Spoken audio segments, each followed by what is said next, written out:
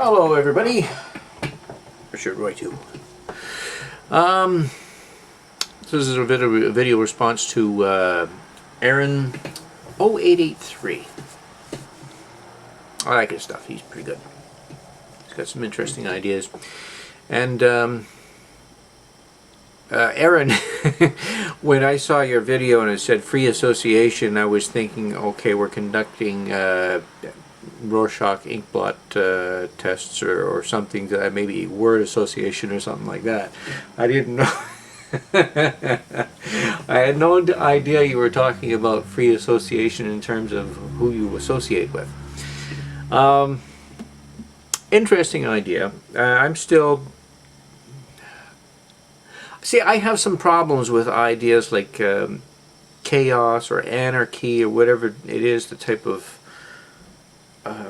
I don't know, it's like a political system or an anti-political system or something to that effect.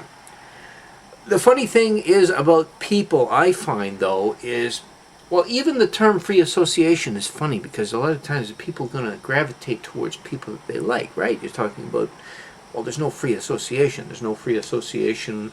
You go to work and you have to deal with people you don't like. You go to school, you have to deal with people you don't like.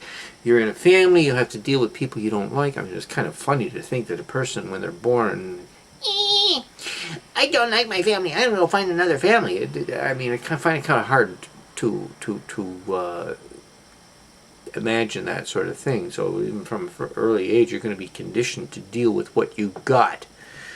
But at the same time, the idea of free association, the idea that you're going to associate people you like, usually people you like are people that are going to be something akin to role models, people you look up to.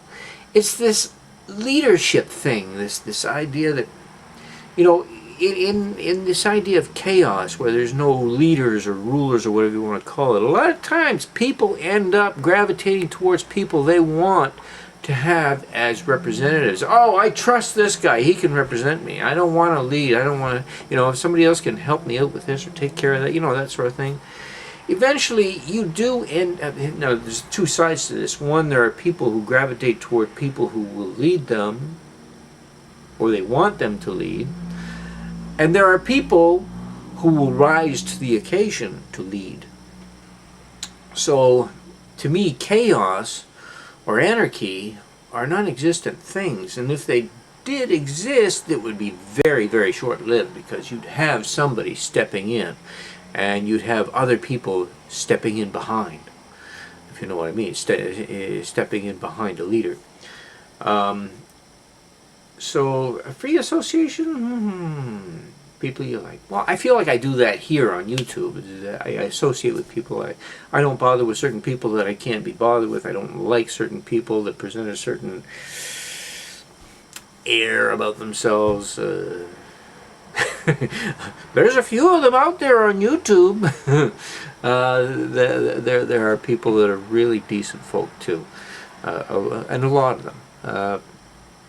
I still hold that people are basically good. I know there's some people who would disagree with that. I think I've gotten into that before. Anyways,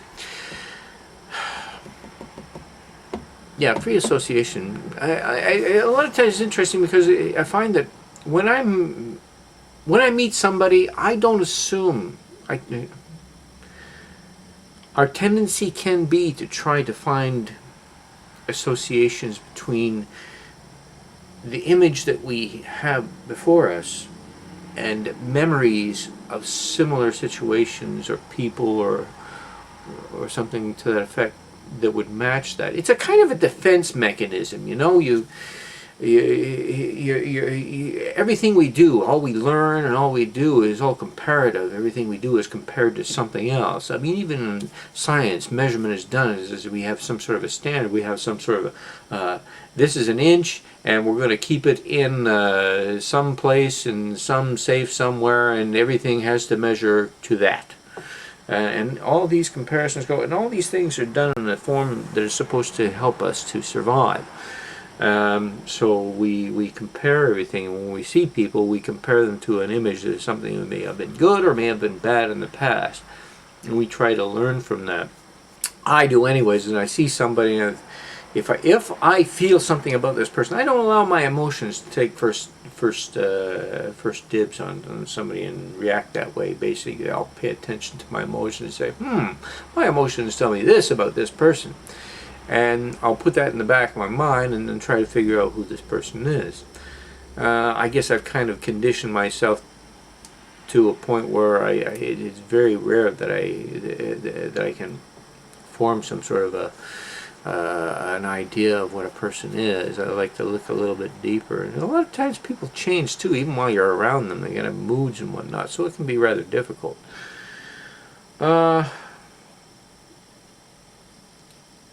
Interesting idea, free association.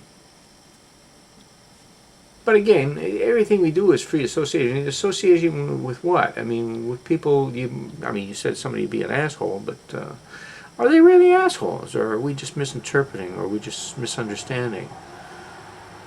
Just a thought. Anyways, I'd like to hear what you have to say about that, what you think of that. Thanks a lot. Talk to you later.